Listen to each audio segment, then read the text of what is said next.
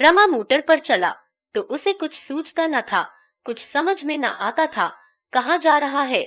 जाने हुए रास्ते उसके लिए अनजाने हो गए थे। उसे जालपा पर क्रोध न था, जरा भी नहीं।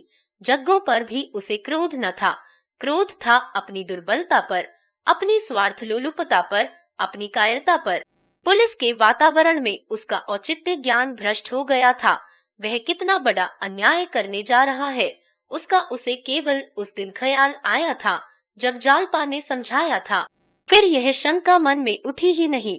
अफसरों ने बड़ी बड़ी आशाएं बंध कर उसे बहला रखा। वह कहते, अजी बीबी की कुछ फिक्र न करो।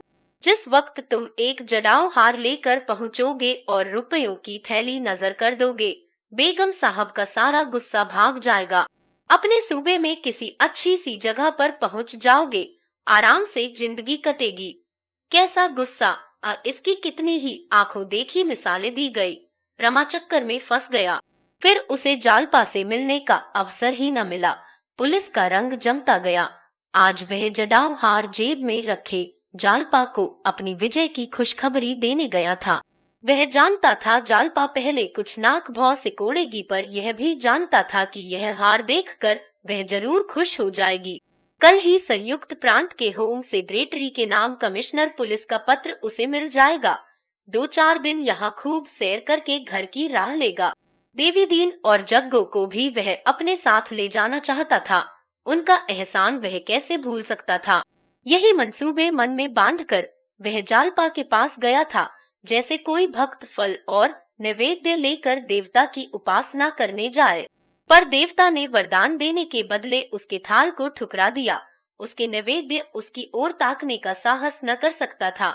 उसने सोचा, इसी वक्त जज के पास चलूं और सारी कथा कह सुनाऊं। पुलिस मेरी दुश्मन हो जाए, मुझे जेल में सजा डाले, कोई परवाह नहीं, सारी कलह खोल दूंगा।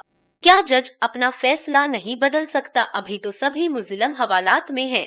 पुलिस वाले खूब दांत पीसेंगे, खूब नाचे यदेंगे, शायद मुझे कच्चा ही खा जाएं।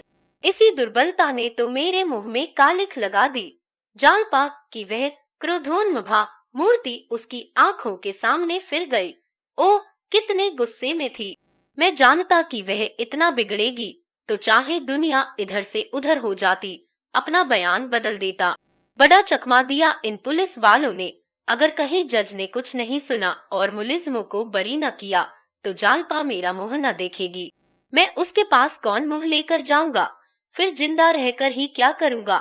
किसके लिए? उसने मोटर रोकी और इधर उधर देखने लगा। कुछ समझ में न आया, कहाँ आ गया। सहसा एक चौकीदार नजर आया। उसने उससे जज साहब के बंगले का पता पूछा। अब चौकीदार हंसकर बोला, हाउ जाऊ, रतो बहुत दूर निकल आए। यहाँ से तो 6-7 मील से कम न होगा। वह उधर चौरंगी की ओर रहते हैं। रमा चौरंगी का रास्ता पूछकर फिर चला। 9 बज गए थे। उसने सोचा, जज साहब से मुलाकात न हुई तो सारा खेल बिगड़ जाएगा। बिना मिले हटूंगा ही नहीं। अगर उन्होंने सुन लिया तो ठीक ही है, नहीं कल हाईकोर्ट के जजों से कहूंगा, कोई तो सुनेगा। सारा वृत्तांत समाचार पत्रों में छपवा दूंगा, तब तो सबकी आंखें खुलेंगी। मोटर 30 मील की चाल से चल रही थी। 10 मिनट ही में चौरंगी आ पहुंची। यहाँ अभी तक वही चहल पहल थी, मगर रमा उसी जन्नाटे से मोटर लिए जाता था। सहसा एक पुलिसमैन ने लाल बत्ती दिखाई। वह रुक गया और बाहर सिर निकालकर देखा तो वही दारोगा जी।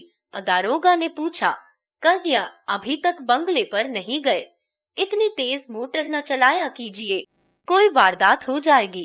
कहिए, बेगम साहब से मुलाकात हुई। मैंने तो समझा था वह भी आपके साथ होंगी। खुश तो खूब हुई होंगी।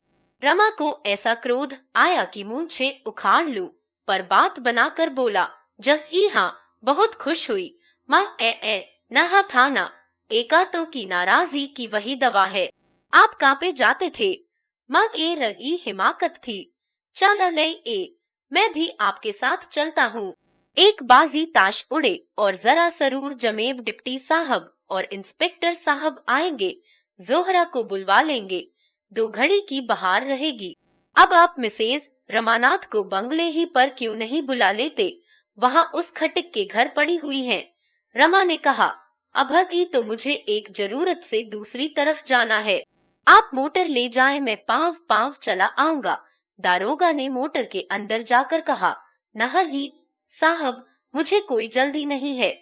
आप जहाँ चलना चाहें चलिए, मैं जरा भी मुखिल न हूँगा। रमा ने कुछ चिढ़कर कहा, लेकिन मैं अभी बंगले पर नहीं जा रहा हूँ।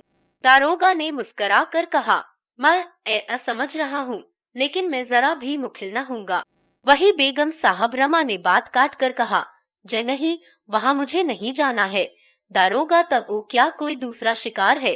बंगले पर भी आज कुछ कम बहार न रहेगी। वहीं आपके दिल बहलाव का कुछ सामान हाजिर हो जाएगा। रमा ने एक बारगी आंखें लाल करके कहा, कतिया, आप मुझे शोहदा समझते हैं, मैं इतना जलील नहीं हूँ। दारोगा ने कुछ लज्जित होकर कहा, अच्छा साहब, गुनाह हुआ, माफ कीजिए। अब कभी ऐसी गुस्ताखी न होगी, लेकिन अभी आप अपने को खतरे से बाहर न समझें। मैं आपको किसी ऐसी जगह न जाने दूंगा जहां मुझे पूरा इत्मीनान न होगा। आपको खबर नहीं आपके कितने दुश्मन हैं। मैं आप ही के फायदे के ख्याल से कह रहा हूँ।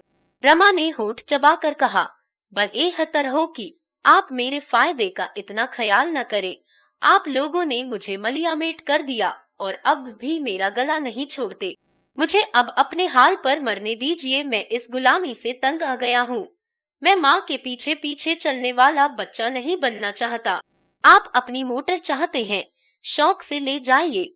मोटर की सवारी और बंगले में रहने के लिए 15 आदमियों को कुर्बान करना पड़ा है। कोई जगह पा जाऊं तो शायद 1500 आदमियों को कुर्बान करना पड़े। मेरी छाती इतनी मजबूत नहीं है। आप अपनी मोटर ले जाइए। यह कहता हुआ वह मोटर से उतर पड़ा और जल्दी से आगे बढ़ गया। दारोगा ने कई बार पुकारा, जरा सुनिए, बात तो सुनिए, लेकिन उसने पीछे फिरकर देखा तक नहीं। जरा और आगे चलकर वह एक मोड़ से घूम गया। इसी सड़क पर जज का बंगला था। सड़क पर कोई आदमी न मिला। रमा कभी इस पटरी पर और कभी उस पटरी पर जा जाकर बंगलों के नंबर पढ़ता चला जाता था। सहसा एक नंबर देखकर वह रुक गया। 1 मिनट तक खड़ा देखता रहा कि कोई निकले तो उससे पूछूं साहब है या नहीं। अंदर जाने की उसकी हिम्मत न पड़ती थी। ख्याल आया, जज ने पूछा, तुमने क्यों झूठी गवाही दी? तो क्या जवाब दूंगा? यह कहना कि पुलिस ने मुझसे जबरदस्ती गवाही दिलवाई, प्रलोभन दिया, मारने की धमकी दी, लज्जास्पद बात है। अगर वह पूछे कि तुमने केवल 2-3 साल की सजा से बचने के लिए इतना बड़ा कलंक सिर पर ले लिया, इतने आदमियों की जान लेने पर उतारू हो गए, उस वक्त तुम्हारी बुद्धि कहाँ गई थी? तो उसका मेरे पास क्या जवाब है? ख्वामख्वा लज्जित होना पड़ेगा, बेवकूफ बनाया जाऊंगा। वह लौट पड़ा। इस लज्जा का सामना करने की उसमें सामर्थ्य न थी। लज्जा ने सदैव वीरों को परास्त किया है। जो काल से भी नहीं डरते, वे भी लज्जा के सामने खड़े होने की हिम्मत नहीं करते। आग में झुक जाना, तलवार के सामने खड़े हो जाना, इसकी अपेक्षा कहीं सहज है। लाज की रक्षा ही के लिए बड़े बड़े राज्य मिट गए हैं, रक्त की नदियां बह गई हैं, प्राणों की होली खेल डाली गई है। उसी लाज ने आज रमा के पग भी पीछे हटा दिए। शायद जेल की सजा से वह इतना भयभीत न होता।